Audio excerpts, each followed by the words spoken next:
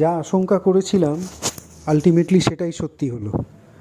I wish my prediction ওয়াজ রং, কিন্তু কোথাও যেন আমার একটা এটা খুব স্ট্রংলি মনে হয়েছিল, এবং যেটা আমি আমার আগের একটা ভিডিওতে লিখেছিলাম, যে বলেছিলাম যে the game will be stretch to tie breaker, and tie ব্রেকারে ইস্টবেঙ্গল জিতবে না, ইস্টবেঙ্গল হেরে যাবে একদম মিনিমাম মার্জিনে। সেটাই হলো, মানে কন্ট্রোভার্সি থিওরি রেইন সুপ্রিম। সাপও মরলো, লাঠিও ভাঙলো না। তো সবাই বলতে পারবে যে it was an tie breaker is always an anybody's game. এতে তো কেউ জিততে পারে, কেউ হারতে পারে, কারোরই কিছু বলার নেই। এতে ব্রাজিলও হেরেছে, সব বড় বড় টিমরাই টাই ব্রেকারে হেরে যায়। সো ইটস অল গুড, ঠিক আছে না, এখানে কারোরই কিছু ভুরু কুচকানোর কোনো ব্যাপার নেই। কিন্তু যেটা সত্যিকারের চোখে পড়ার মতো, মানে সেরকমভাবে না, আমি তো বলেছিলাম আগের ভিডিওতে যে এই ম্যাচটাতে ওরকমভাবে গ্রস স্যারেন্ডার হবে না, কারণ ম্যানেজমেন্ট এবং বাকিরা বুঝে গেছে যে সাপোর্টাররা তাদের মতো অতটা চালাক না হলেও সাপোর্টাররা একেবারে মানে নেহাত ঘাসে মুখ দিয়ে চলে না আর কি। So they have some basic intelligence in them. So অতটা গ্রস স্যারেন্ডার না হলেও they would be some very tactical moves, very fine decisions which may affect the game. আর দেখুন, মানে I don't know if it's sheer coincidence, কিন্তু effectively কিন্তু তাই হলো। শুরুর থেকে জয়গুপ্তাকে খেলানো হলো না, কেন হলো না এর কোনো জবাব নেই। Okay, there is no logic, there is no reason behind ইট।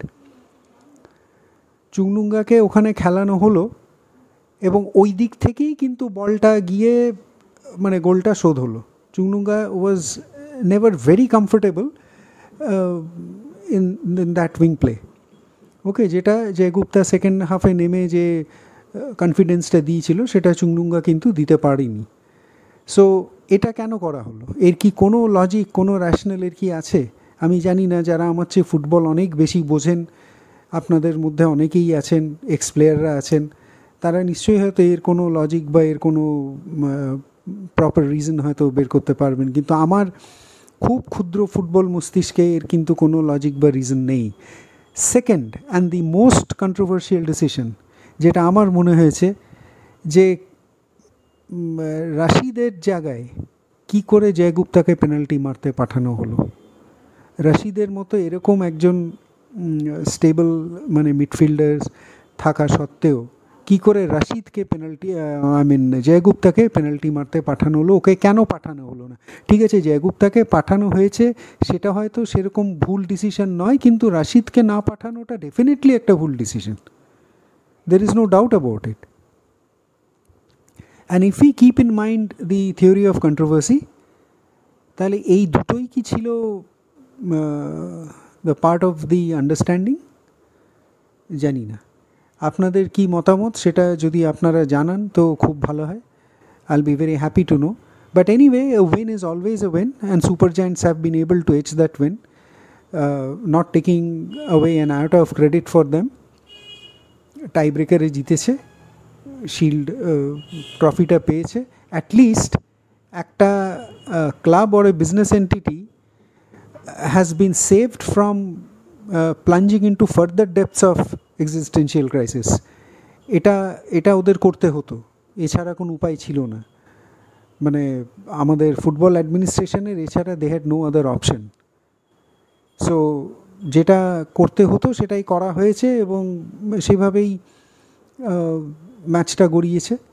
সেভাবেই যে টিমটার জেতা দরকার ছিল নিজেদের অস্তিত্ব টিকিয়ে রাখার জন্য, তারা সেটা পেরেছে।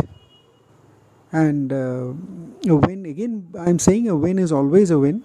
Records would always say that 2025 IFA Shield champions were Mohun Bagan, within brackets of course, Super Giants. So congratulations to the Super Giants team, ওরা ফাইনালি জিতেছে। এবং রেকর্ডস কখনো দেখাবে না কিভাবে, কেন, কি কারণে, এসব রেকর্ডসে সেসব তো দেখাবে না। Records would straight forward show the result, that's it. So 1-1 and then tiebreaker 4:5 east Bengal has lost. এটাই আইএফএ রেকর্ডে এচড হয়ে গেল ফর দি ফিউচার। সো জানি না এতে এতে মানে ইস্ট বেঙ্গলের এতে কি মানে how would they react to this.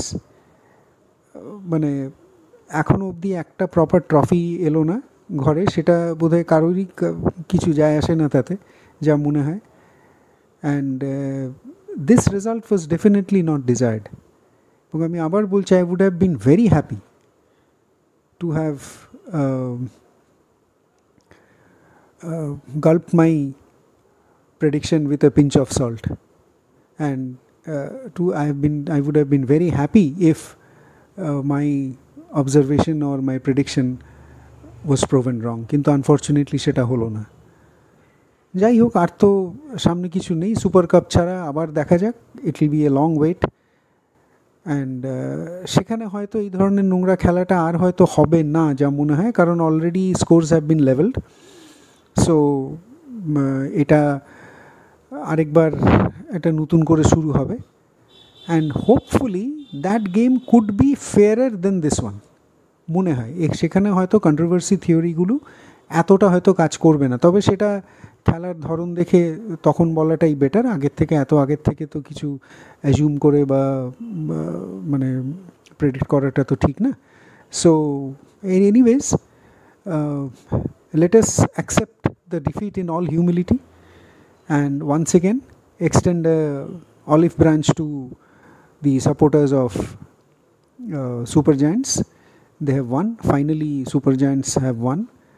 বছরের প্রথম ট্রফিটা তাদের ঘরে ঢুকেছে, সেটা যেভাবেই হোক, যেমন করেই হোক, ট্রফি তো পেয়েছে, যেটা ইস্ট বেঙ্গল পায়নি। So congratulations to them once again, at least for the record, which will show that yes, they are the winners. And as usual, a long cold night for East Bengal awaits. Thank you friends. আমার এটা ভালো লাগলে please do like, share and comment. And যদি আমার চ্যানেলটা আপনাদের পছন্দ হয়, then please do subscribe. Thank you very much and good night. Happy Diwali to all of you.